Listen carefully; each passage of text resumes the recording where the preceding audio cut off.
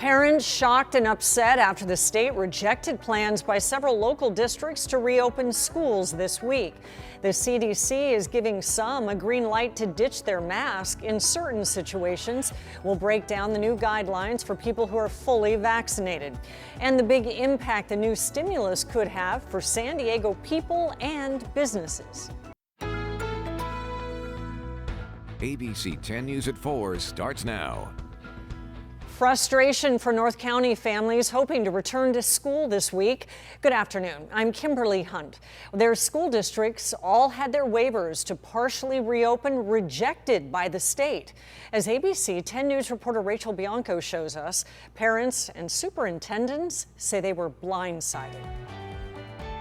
Classrooms across middle and high schools will remain mostly empty in the Carlsbad Unified, Poway Unified, and San Diego Union High School districts. Parents thought their kids would be returning to in-person learning for the first time in nearly a year, only to learn late Sunday night the state had rejected their waivers to reopen. Parents this morning are despondent. Allison Stratton's son is a junior at Torrey Pines. He spoke at this open schools rally held over the weekend. Stratton was confident the district's 1 day a week return to in-person instruction set for today would happen. I was stunned. I was shocked. I honestly felt like this was going to be a rubber stamp approval. Superintendents share that shock. The county health department approved each district's plan to reopen while still in the most restrictive purple tier. Governor Newsom said he wanted schools to open.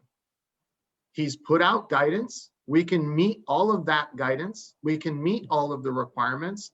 Our public health officer, Dr. Wooten, said, we're ready. We can do this. And then he says no. They gave a whole list of specific reasons that had never been part of any reopening requirement. District leaders say one of the reasons stated schools could only open with a ratio of 1 teacher per 15 students. School leaders say that is not possible when students have multiple subjects. Parents are pleading with the governor to meet with them. We want to give him firsthand accounts of how our children are suffering. All 3 districts are represented in a lawsuit against the state. It is set to be heard by a judge Wednesday. Rachel Bianco, ABC 10 News. This afternoon, Carlsbad superintendent announced 6th graders are allowed to return for a hybrid model of in-person instruction. That will start tomorrow. It's under a variance in the state guidelines. The CDC has released its new guidelines for people who are fully vaccinated. Those are people who are 2 weeks past their second Moderna or Pfizer vaccine or 2 weeks after the 1 dose of Johnson & Johnson. Under the new guidelines, those people can safely visit indoors with others who are fully vaccinated without wearing masks or social distancing. The CDC also says fully vaccinated people can visit with unvaccinated people from another household without masks if people they're visiting are at low risk of severe COVID-19. And fully vaccinated people won't need to quarantine or get tested following a known exposure to COVID-19 if they are not showing any symptoms. Currently, about 12% of San Diego County has been fully vaccinated. The CDC says the next step of guidelines will likely address travel restrictions for the fully vaccinated. America is steadily getting vaccinated. A little more than 30 million people now have received both doses of the first 2 vaccines or that single-dose Johnson & Johnson shot. That's about 10% of the population. In fact, the number of vaccinated Americans is now higher than total reported virus cases since the pandemic started.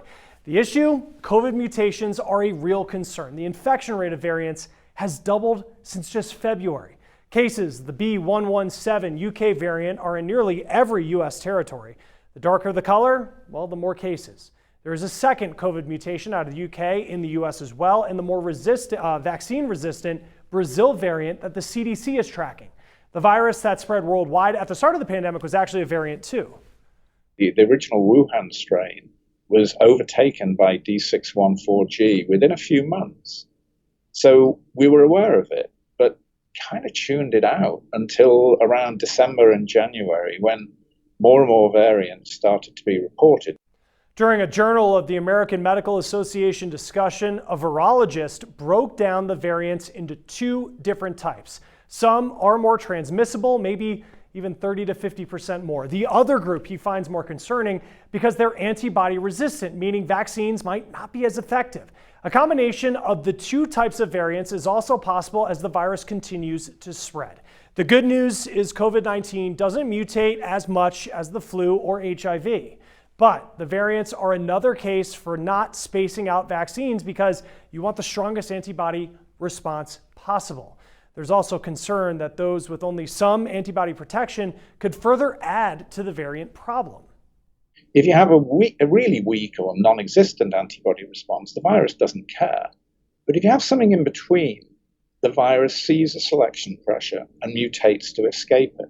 And that's how virus-resistant, vaccine-resistant, antibody-resistant variants arise.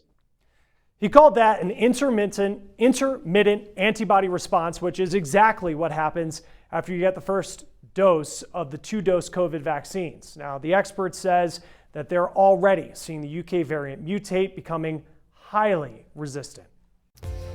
Just in a deadly traffic accident on Camp Pendleton. In the last 45 minutes, the military announced one Marine was killed, 2 others hurt, and what's being called a traffic incident yesterday.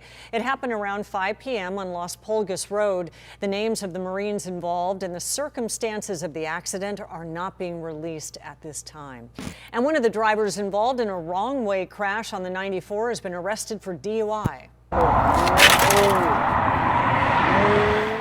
It happened early this morning on eastbound 94, just east of Federal Boulevard in Emerald Hills. Witnesses say a Nissan Altima was going west in the eastbound lanes and slammed head-on into a Volkswagen Beetle. The CHP says both drivers suffered moderate injuries. The Nissan driver was later arrested on suspicion of DUI. Take a good look at the car you're about to see speeding off in the top left of the video.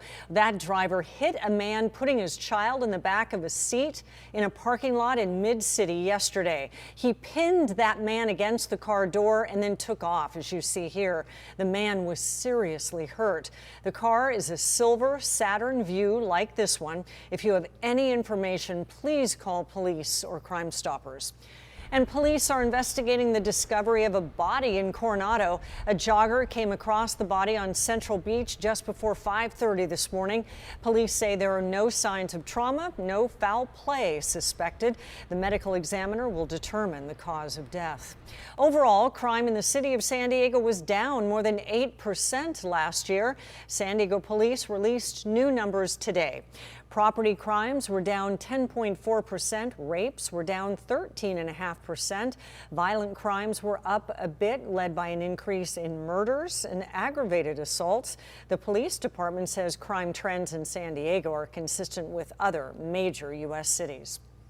Jury selection in the trial of the former Minneapolis police officer accused in the death of George Floyd is on hold. Court TV's Stanley Painter has the battle over an attempt to increase the charges against Derek Chauvin.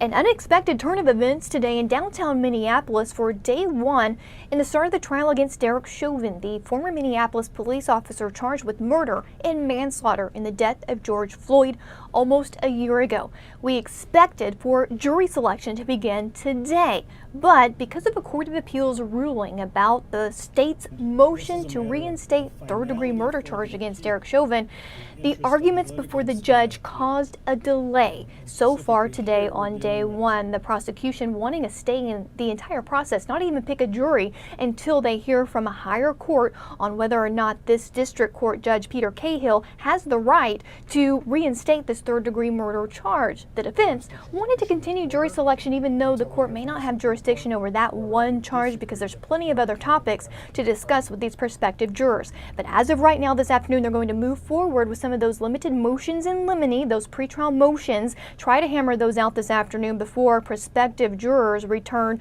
tomorrow morning here at the Hennepin County Courthouse to resume jury selection if they've heard from the Court of Appeals. Now, outside this courthouse, it is a fortified fortress with chain link fences, concrete barricades, and even in the midst of the National Guard protection, there's space for First Amendment protests. We've seen several protests down the streets around and in front of the courthouse today, all peaceful, all chanting and promoting justice for George Floyd in this case. That's the latest here from downtown Minneapolis. I'm Chanley Painter with Court TV. The news feed starts with the latest efforts to arrest hundreds of people still at large who authorities say are responsible for the Capitol riot. Authorities have arrested around 300 people so far, but as many as 500 are still at large. Hundreds of thousands of digital tips continue to come in. And the search for a new permanent Capitol Police chief is ongoing. The department receiving criticism for not being prepared for that January riot at the Capitol. The interim police chief can apply, but the job is not guaranteed. Defund the police is a movement that has received a lot of attention, but does not appear to be receiving much support. Fewer than 1 in 5 people support defunding the police. That's according to a new USA Today Ipsos poll. The movement calls to redistribute money from police budgets to other services. Well, there is proof that if men and women are paid the same, companies do better. So why still the gap? We'll take a look at that next and why it may start with changing people's perceptions. Plus, an accident takes the life of a local leader. The legacy Irene Meza-Herrig leaves behind in both the LGBTQ and motorcycle communities.